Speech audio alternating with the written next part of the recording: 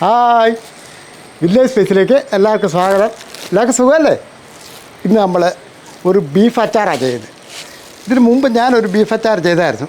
പക്ഷേ അത് ഈ രീതിക്കല്ല അത് ചെയ്തത്. ഓരോന്നും ഓരോ വ്യത്യസ്തമായ രീതിക്കാണ് ഇത് നമ്മൾ നല്ല രീതിയിൽ അച്ചാർ ചെയ്യുന്നത്. എന്നാന്ന് വെച്ചാൽ ഇത് നമുക്ക് പലർക്കും കൊടുക്കാനുള്ള, അപ്പം നല്ല ടേസ്റ്റോട് കൂടി ആ ബീഫ് അച്ചാർ നിങ്ങളുടെ കയ്യിൽ എത്തേണ്ട ആ ബീഫ് അച്ചാറാണ് നമ്മളിപ്പോൾ ചെയ്യുന്നത്. അതെങ്ങനെ ചെയ്യുന്നത് നോക്കിക്കണം. നല്ല വൃത്തിയായിട്ട് കഴുകി ഒരു കൊട്ടയിൽ വെള്ളം പാലാൻ വെച്ചിരിക്കുകയായിരുന്നു. വെള്ളമൊക്കെ വാർന്നിട്ടുണ്ട്. അപ്പം ഒരു 15 കിലോ ബീഫാണ് നമ്മൾ ഇത് ഈ അച്ചാറിന് വേണ്ടി എടുത്തിരിക്കുന്നത്. എന്നാൽ കഴുകി വൃത്തിയാക്കി ഇനിയും നമുക്കത് അടുപ്പത്ത് വെച്ചിട്ട് ഉപയോഗിച്ചെടുക്കണം. അപ്പോൾ ഈ 15 കിലോ ഇറച്ചിയല്ലേ, അപ്പോൾ അത് വേകാനുള്ള ഒരു പാത്രം എടുക്കുക. പക്ഷേ അത് പിടിക്കുക.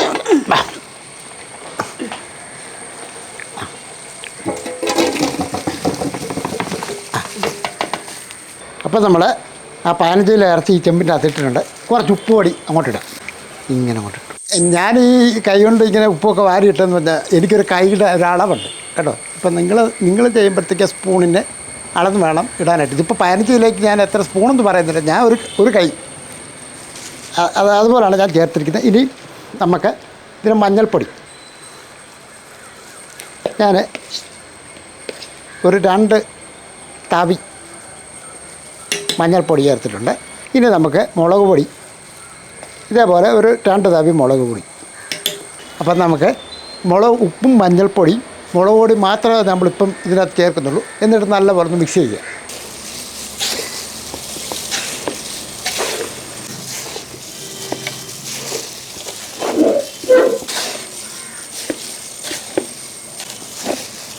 അപ്പം നല്ലപോലെ എല്ലായിടും മിക്സ് ചെയ്തിട്ടുണ്ട്. പിന്നെ അച്ചാറിന് വെട്ടുമ്പോഴത്തേക്ക് ചെറിയ പീസായിരിക്കും ഏറ്റവും നല്ലത്.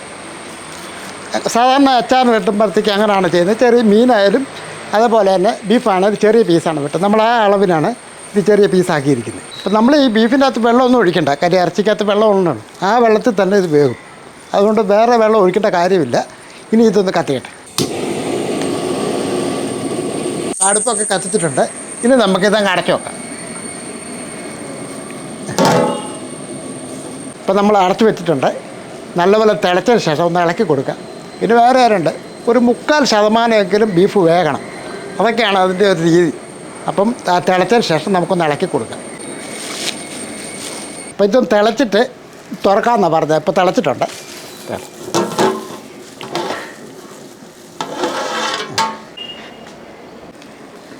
അപ്പോൾ ഉപ്പും മഞ്ഞൾപ്പൊടിയും മുളക് പൊടിയും മാത്രം നമ്മൾ ചേർത്തിട്ടുള്ളൂ. വേറെ ഐറ്റങ്ങളൊന്നും ചേർത്തിട്ടില്ല. ഇതെല്ലാം കൂടെ തിളച്ചതിന് ശേഷം ഒന്ന് ഇളക്കി കൊടുക്കുക.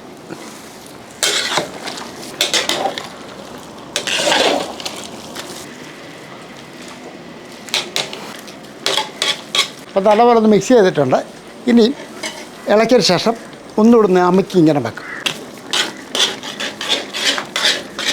വെള്ളമൊന്നും നമ്മൾ ഒഴിച്ചില്ല, പക്ഷേ ഇറച്ചിക്കകത്ത് വെള്ളം കിട്ടും. ഇപ്പോൾ ഈ വെള്ളത്തിൽ തന്നെയാണ് ഇറച്ചി വെന്ത് ഈ വെള്ളം വറ്റണം.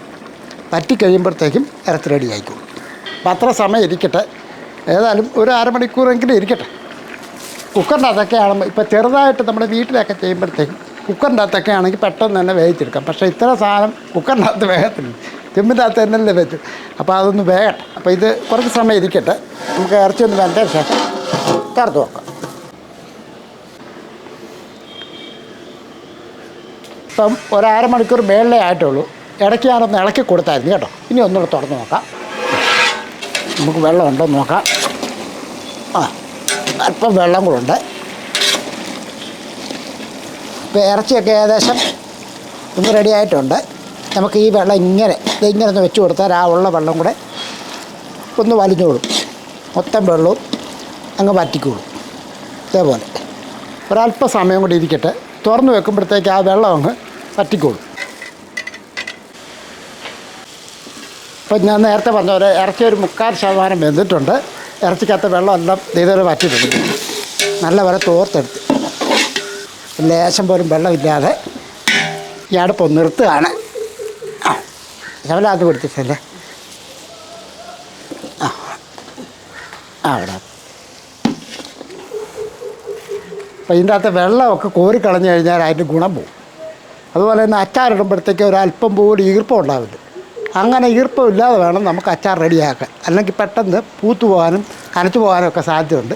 അതുകൊണ്ടാണ് വെള്ളം കംപ്ലീറ്റ് പറ്റിയതിന് ശേഷം വേണം നമുക്കത് അടുത്ത പരിപാടി ചെയ്യാനായിട്ട്. ഇപ്പം ബീഫ് അച്ചാറിനുള്ള സാധനങ്ങളൊക്കെ നമ്മളിവിടെ റെഡിയാക്കിയിട്ടുണ്ട്. ഇനി നമ്മൾ ചെയ്യാൻ പോകുന്നത് ഈ ബീഫെല്ലാം കുറേശ്ശെ ഇട്ട് വറുത്തെടുക്കണം. അപ്പോൾ ഈ അച്ചാറിനൊക്കെ എന്ന് പറയുമ്പം വറുത്തെടുക്കുകയാണെങ്കിൽ കുറച്ച് നാൾ കേടാകാതൊക്കെ ആയിരിക്കും. അപ്പോൾ തീർച്ചയായിട്ടും നല്ല രീതിയിൽ അത് വറുത്താണ് എടുക്കുന്നത്. കട്ടിയുള്ള ഒരു ഉരുളി അങ്ങോട്ട് വെക്കുക, കത്തിക്കുക. അപ്പം ഞാനിത് പല പ്രാവശ്യം പറഞ്ഞതാണ്, നമ്മൾ അച്ചാർ ഉണ്ടാക്കുമ്പോൾ നല്ലെണ്ണയ്ക്കകത്തൊക്കെ ആണെങ്കിൽ കേടാകാതെ ഇരിക്കും. അപ്പോൾ ഇതേപോലെ ഉരുളി ഒന്ന് ചൂടാൻ ശേഷം എണ്ണ അങ്ങോട്ട് ഒഴിച്ചു കൊടുക്കുക. അപ്പം നമ്മൾ കുറച്ചുകൂടെ ഒഴിക്കുകയാണ്. അപ്പോൾ ഈ എണ്ണ ഒന്ന് ചൂടാവട്ടെ. അപ്പോൾ നല്ലെണ്ണയൊക്കെ ചൂടായിട്ടുണ്ട്. ഇനി നമുക്ക് നമ്മൾ റെഡിയാക്കി വെച്ചിരിക്കുന്ന ബീഫ് അങ്ങോട്ട് ഇട്ട് കൊടുക്കാം.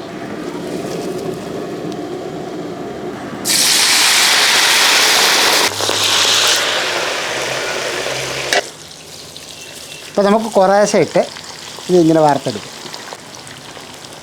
ഒരു മീഡിയം രീതിയിൽ തീ വെച്ചിട്ട് ഇത് കുറേശ്ശെ ഇട്ട് വാർത്തെടുക്കും. ഇതുപോലെ വലിയ ഇൻഡാലിയത്തിൻ്റെ ഉരുളി ഉണ്ടെങ്കിൽ അതുപോലെ എണ്ണ ഒഴിച്ചാൽ ഇത് മൊത്തം 1-2 ട്രിപ്പ് കൊണ്ട് വറുത്തെടുക്കാം. പക്ഷേ നമുക്ക് കുറേശ്ശെ ഇട്ട് വറുത്തെടുക്കുക നല്ലത്. കാര്യം അല്ല പിന്നെ എത്രയും എണ്ണ നമ്മൾ ചേർക്കേണ്ടി വരും.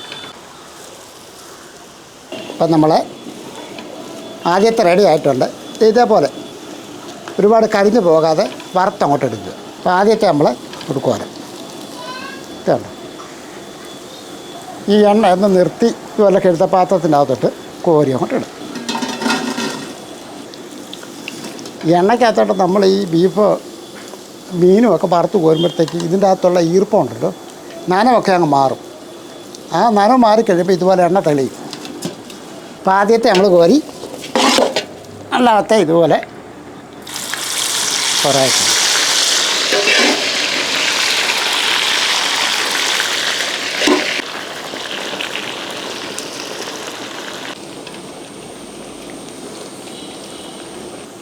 ഇപ്പോൾ രണ്ടാമത്തെയും നമ്മൾ വാർത്തിങ്ങനെ കൊണ്ടു. നമ്മൾ ധൃതി പിടിച്ച് ഒന്ന് ചെയ്യുന്ന ജോലിയല്ല ഇത്. വളരെ ക്ഷമയോടുകൂടി ഇങ്ങനെ ഇരുന്ന് കുറേശ്ശെ ഇട്ട് അത് വറുത്തെടുത്ത് വേണം നമുക്കത് അച്ചാറിടാൻ. അപ്പം അതിൻ്റെ ആയിട്ടുള്ള സമയമെടുക്കും. അപ്പം നമ്മൾ കുറേശ്ശെ ഇട്ട് ഇതൊന്ന് മൊത്തം ഒന്ന് വറുത്തെടുക്കട്ടെ കേട്ടോ.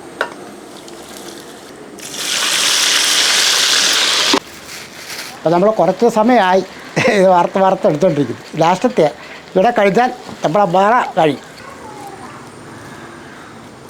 നമ്മളിപ്പം 15 കിലോ ബീഫ് മേടിച്ചാൽ അത് വറുത്തൊക്കെ വരുമ്പോഴത്തേക്കുണ്ട് എങ്ങനെയായാലും ഒരു 3-4 കിലോ കുറയും. ഇപ്പം കണ്ടില്ലേ നമ്മൾ ഒരു 3/4 ചെമ്പ് സാധനം ഉണ്ടായിരുന്നു.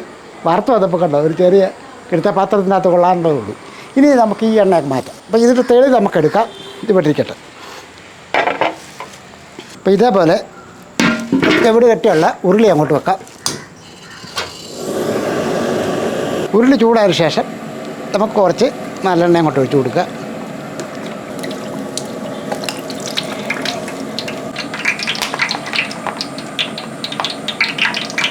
എണ്ണ ചൂടായതിനു ശേഷം കുറച്ച് കടുക് അങ്ങോട്ട് ഇട്ട് കൊടുക്കുക.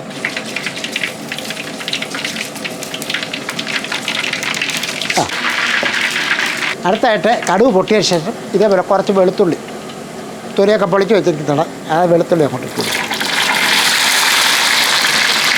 ആ വെളുത്തുള്ളി ഒന്ന് ഇളക്കി കൊടുത്തതിന് ശേഷം ഇതുപോലെ ഒരു പാത്രം ഇഞ്ചി അരിഞ്ഞത്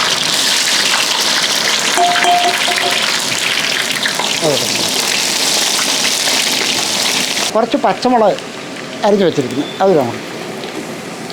എരിവൊക്കെ കുറച്ച് മതി. അച്ചാർ ആകുമ്പോഴത്തേക്കും അതനുസരിച്ച് എരിവൊക്കെ നമുക്ക് എപ്പോഴും കുറച്ചേ ഇടാവുള്ളൂ. കാര്യം കുട്ടികളൊക്കെ ആണെങ്കിലും കഴിക്കട്ടല്ലോ. അപ്പോൾ അതേ രീതി വേണം നമുക്ക് എരിവൊക്കെ ചേർക്കാൻ. അപ്പോൾ ഇഞ്ചിയും വെളുത്തുള്ളിയൊക്കെ ഒന്ന് ചുമക്കണം. ആ എണ്ണയ്ക്കകത്ത് മൂത്തതിന് ശേഷം വേണം ബാക്കി സാധനമൊക്കെ ചേർക്കാനായിട്ട്. അപ്പോൾ നമുക്ക് കുറച്ച് കറിവേപ്പിലയും കൂടെ ഇതിൻ്റെ കൂട്ടത്തിൽ.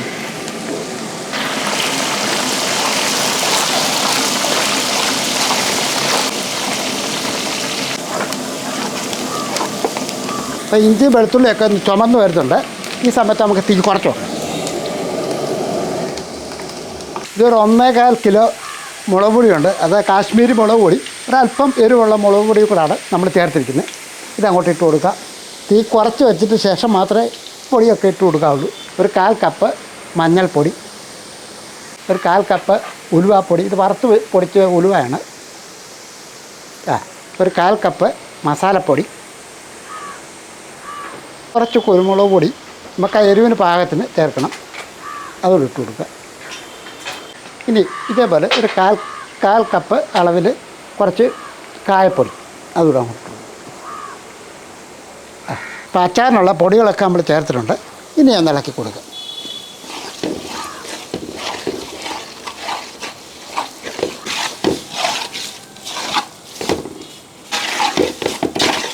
ഇനി നമ്മൾ ആ ബീഫ് വറുത്തതിൻ്റെ ബാക്കി എണ്ണ, ആ എണ്ണ അങ്ങോട്ട് തെളി മാത്രം ഒഴിച്ചെടുക്കുക.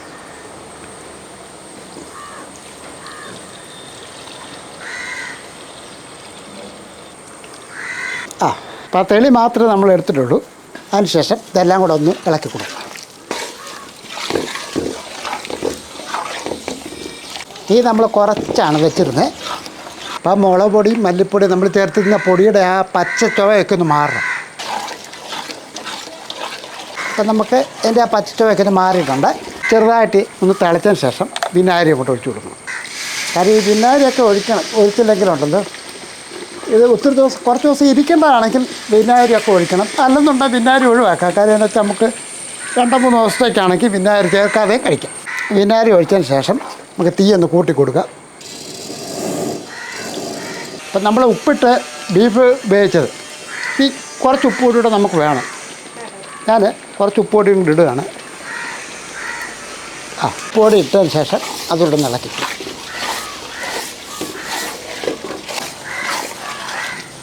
ആ വിനാഗിരിയൊക്കെ ഒഴിച്ചതിന് ശേഷം ആ എണ്ണ ഒന്ന് തെളിയണം.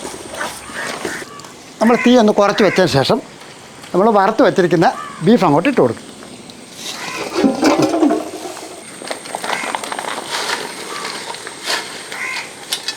അപ്പോൾ ബീഫ് ഇട്ടതിന് ശേഷം നമുക്കൊന്ന് ഇളക്കി കൊടുക്കാം.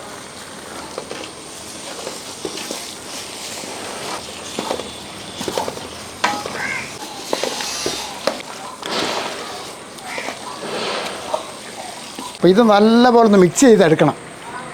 കാര്യം അതും ഒരു നല്ലൊരു പണിയാണ്.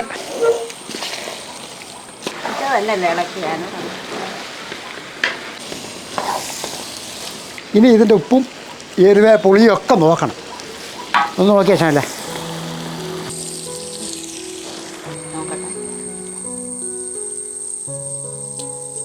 എങ്ങനെയുണ്ട്? നല്ല പൊളി സാധനം കേട്ടോ. നല്ല അടിപൊളി അച്ചാറ്. ഒന്നും ചെയ്യാനില്ല. ചിരിങ്ങി നല്ല ടേസ്റ്റ് ഉണ്ട്. ഈ പ്ലാസ്റ്റിക് കൂടെ ഒന്ന് മാറ്റട്ടെ. കുറച്ച് നേരമായി എൻ്റെ കയ്യെ ഇരിക്കും. നല്ല അടിപൊളി അച്ചാറാണ് കേട്ടോ. നമ്മൾ ചെയ്തുകൊണ്ട് പറയല്ല, നല്ല സൂപ്പർ അച്ചാറ്. അടിപൊളിയാണ്, സൂപ്പർ സാധനം. നമ്മൾ ചെയ്തുകൊണ്ട് പറയാം, ചുമ്മാ പറഞ്ഞു തരാം കേട്ടോ. ഇത് കാണുമ്പോഴേ അറിയത്തില്ലേ, നല്ല അടിപൊളി ടേസ്റ്റ് നമ്മൾ ചെയ്തിരിക്കുന്നത്. ഒന്നും ഇനി രണ്ടാമത് ചേർക്കണ്ട, എല്ലാം നമ്മൾ കറക്റ്റ് രീതിയിലാണ് ചെയ്തിരിക്കുന്നത്. ഇപ്പം നമ്മളൊരു 15 കിലോ ബീഫാണ് ഇത് റെഡിയാക്കിയിരിക്കുന്നത്. അപ്പോൾ അതിനുള്ള സാധനങ്ങളൊക്കെയാണ് നമ്മൾ ചേർത്തിരിക്കുന്നത്. പിന്നെ വേറെ ആരുണ്ട്, നിങ്ങൾ വീട്ടിലാണ് ഇത് ചെയ്യുന്നതെങ്കിൽ എരിവൊക്കെ പാകത്തിന് വേണം ചെയ്യാനായിട്ട്. ഇതിപ്പോൾ എരിവൊക്കെ കറക്റ്റാണ്. നമ്മളിപ്പം ചെറിയ കുട്ടികൾക്കും മുതിർന്നവർക്കും വരെ ആ ഒരു രീതി വേണം ഇത് ചെയ്യാനായിട്ട്.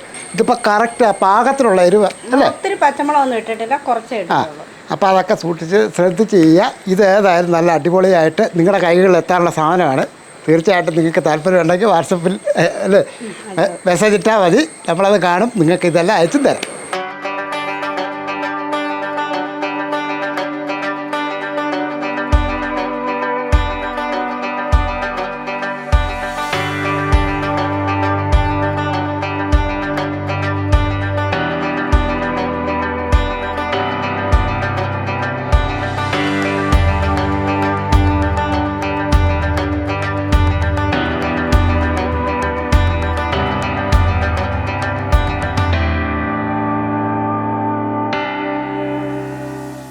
അപ്പോൾ നമ്മുടെ ബീഫ് അച്ചാർ നല്ല അടിപൊളിയായിട്ട് നമ്മൾ ചെയ്തിട്ടുണ്ട്. നല്ല ടേസ്റ്റ് തന്നെ. ഷംലാക്ക് ഇഷ്ടപ്പെട്ടില്ലേ? അപ്പോൾ തീർച്ചയായിട്ടും നമ്മുടെ പ്രിയപ്പെട്ട പ്രേക്ഷകർക്കും ഇത് വാങ്ങിക്കുന്നവർക്കും ഇഷ്ടപ്പെടും എന്നുള്ള ഉറപ്പ് കാര്യമാണ്. കാര്യം ഇതിപ്പം വേറെ നമ്മൾ ബോട്ടിനകത്ത് ആക്കുമ്പോഴത്തേക്കും അതിൻ്റെ മേളിൽ ഒരല്പം നല്ലെണ്ണ ചൂടാക്കിയിട്ട് നമ്മൾ അതിൻ്റെ മേളിൽ ഒഴിക്കും. എന്താണെന്നറിയോ, കുറച്ച് ദിവസം ഇരിക്കേണ്ടതാണെങ്കിൽ അത് അഴുക്കാകത്തില്ല. എണ്ണ ഇല്ലെങ്കിൽ പെട്ടെന്ന് ചീത്തയാൻ സാധ്യതയുണ്ട്. എത്ര നല്ല സാധനമായാലും ശരി, അല്പം എണ്ണ മേളിൽ നിൽക്കണം അല്ലേ? ചൂടാക്കി അതിൻ്റെ മേളിൽ അല്പം ഒഴിക്കും കേട്ടോ. അത് നിങ്ങൾ വേറെ പലരും ചോദിച്ചിട്ടുണ്ട്, ഇച്ചിരി എണ്ണ മേളിലോട്ടും ഉണ്ടല്ലോ. അങ്ങനെ നിങ്ങൾക്ക് താല്പര്യം ഇല്ലെന്നുണ്ടെങ്കിൽ ആ എണ്ണ ഊറ്റി കളഞ്ഞിട്ട് നിങ്ങൾക്ക് അതെടുത്ത് ഉപയോഗിക്കാവുന്നതാണ്. അപ്പം നല്ല ടേസ്റ്റിൽ തന്നെ നമ്മൾ ചെയ്തിട്ടുണ്ട് ഈ അച്ചാർ. പിന്നെ നിങ്ങൾ കണ്ടില്ലേ നമ്മൾ അച്ചാറിനകത്ത് ചേർക്കുന്ന ചേരുവകളൊക്കെ കണ്ടില്ലേ, ആ ഐറ്റങ്ങൾ മാത്രമേ ചേർക്കുന്നുള്ളൂ, അല്ല വേറെ യാതൊരു കെമിക്കൽ ഐറ്റങ്ങളൊന്നും നമ്മൾ ചേർക്കത്തില്ല. നല്ല ടേസ്റ്റി ആയിട്ടും, അതായത് നമ്മളിപ്പം മുളക് പൊടിയൊക്കെ ആണെങ്കിലും എല്ലാം നമ്മൾ തന്നെ മേടിച്ച് പൊടിപ്പിച്ചാണ് ഉപയോഗിക്കുന്നത്. മനസ്സിലായി? അപ്പോൾ അതേ രീതിയിലാണ് ഇവിടെ മസാലപ്പൊടിയൊക്കെ ആണെങ്കിലും നിങ്ങൾ കണ്ടിട്ടില്ലേ, ഇതെല്ലാം നമ്മൾ തന്നെ വീട്ടിൽ പൊടിപ്പിച്ച് നിങ്ങൾക്ക് പലർക്കും ഞങ്ങൾ അയച്ചു തന്നിട്ടുണ്ട്. അപ്പം നല്ല ഒരു കെമിക്കലിൻ്റെ ഒരു ഇതുമില്ലാതെ നല്ല രീതിയിൽ തന്നെ നമ്മൾ ചെയ്തിട്ടുണ്ട്.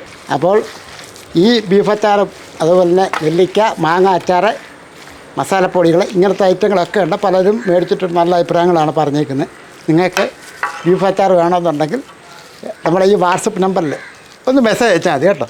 തീർച്ചയായിട്ടും ഇത് പാഴ്സലായിട്ട് നല്ല ഭദ്രമായിട്ട് പാഴ്സലാക്കി നിങ്ങളുടെ വീടുകളിൽ എത്തുന്നതാണ്. താല്പര്യമുള്ളവർക്ക് മേടിക്കാം. ഇനി ഒരു കാര്യം കൂടെ, നമ്മുടെ ചാനൽ സബ്സ്ക്രൈബ് ചെയ്യാനുണ്ടെങ്കിൽ സബ്സ്ക്രൈബ് ചെയ്തേക്കണം, ലൈക്ക് ചെയ്യണം, ഷെയർ ചെയ്യണം, കൂട്ടത്തിൽ ആ ബെൽ ബട്ടണിൽ മറക്കാതെ അമർത്തിയേക്കണം കേട്ടോ. വേറൊരു വീഡിയോ ആയിട്ട് നമുക്ക് പെട്ടെന്ന് വരാം. ബായ്.